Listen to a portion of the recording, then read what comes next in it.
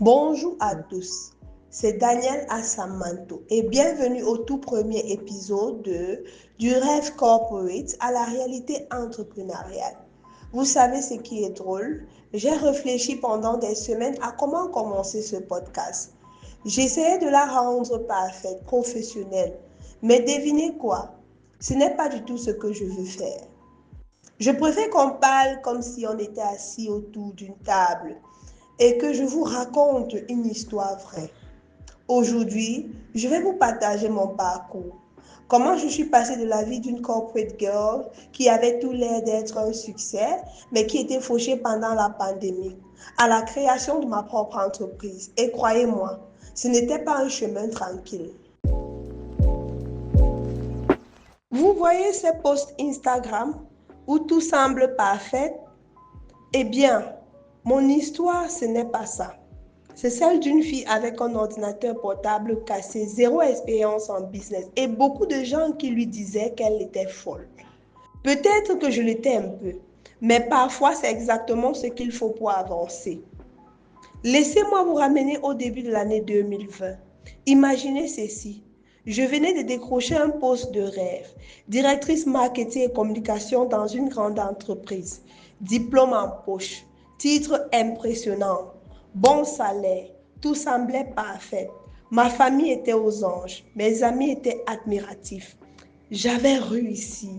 Mais la vie, elle a une façon drôle de vous montrer que ce qui paraît parfait sur papier ne l'est pas toujours en réalité. Quand le Covid est arrivé, tout a basculé. Le chiffre d'affaires de l'entreprise a chuté. Et tout à coup, ce rêve ne payait même plus mes factures. 3 mois sans salaire, vous imaginez? Moi, avec tous mes diplômes et mon poste glorieux, incapable de payer mes factures. Pendant ces moments difficiles, je passais beaucoup de temps sur LinkedIn. Au départ, pour rester connecté, mais surtout parce que je cherchais quelque chose. Je ne savais pas quoi exactement, mais je savais qu'il fallait que les choses changent. C'est là que j'ai remarqué les publications d'un certain docteur Francis Mbounia. Tous les jours, il partageait des idées inspirantes sur le business et la vie. Camerounais comme moi, il avait réussi aux États-Unis. Je me contentais de liker ses posts, de laisser des commentaires ici et là. Mais ce que je ne savais pas, c'est que ces simples commentaires allaient mener à une conversation qui changerait ma vie.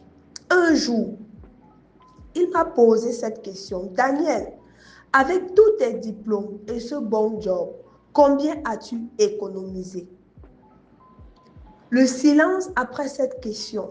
Oh mon Dieu. Parce que la réponse était zéro, rien.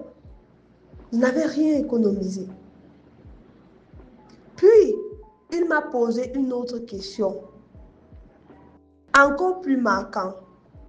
Alors, qu'est-ce que tu attends? Ces 2 semaines après cette conversation ont été les plus terrifiantes de ma vie. Je ne dormais plus, je ne mangeais presque pas. Je priais, je jeûnais, je réfléchissais encore et encore. Et mon pauvre ordinateur, pendant ce temps, il semblait sentir qu'un grand changement arrivait parce qu'il tombait encore plus souvent en panne. Le technicien était devenu mon meilleur ami. Quand j'ai annoncé ma décision de quitter mon poste, les réactions, oh là là, mon boss, un homme d'affaires qui était aussi un pasteur, m'a regardé comme si j'avais perdu la tête. Il m'a dit, la porte sera ouverte quand tu changeras d'idée. Pas si, mais quand. Ma famille, ils ont organisé une réunion d'intervention. Vous voyez le genre, tout le monde assis pour vous dire à quel point vos choix de la vie les inquiètent. Oui, exactement ça. La réalité, mon bureau, c'était un coin de ma chambre, mon équipement high-tech, mon vieux laptop en piteux état et des clients. Pendant 6 mois, j'en avais un seul, oui, mon mentor. Et croyez-moi, même garder ce seul client satisfait était un défi. Les pannes d'électricité pendant les appels avec ces clients, le cauchemar ou encore l'Internet qui disparaissait au pire moment. Un jour, après 3 jours de découragement total, je me suis levée et j'ai eu une vraie discussion avec moi-même devant le miroir. Et la magie s'est produite. Une semaine plus tard, j'avais 2 nouveaux clients grâce au réseau de mon mentor. 2, oui. Quand on a eu un seul client pendant 6 mois, c'est comme gagner à la loterie. Et tout s'est enchaîné. Ces 2 clients ont mené à d'autres clients. Mon équipe a grandi et D-Dreams est né. Ce que je veux vraiment que vous reteniez, il est normal d'avoir peur. Il est normal de commencer petit, très petit. Et il est normal que les gens pensent que vous êtes fou. Oui, parfois, c'est ce qu'il faut pour réussir. Aujourd'hui, D-Dreams aide des entreprises à raconter leur histoire et à bâtir leur marque avec du branding et le marketing.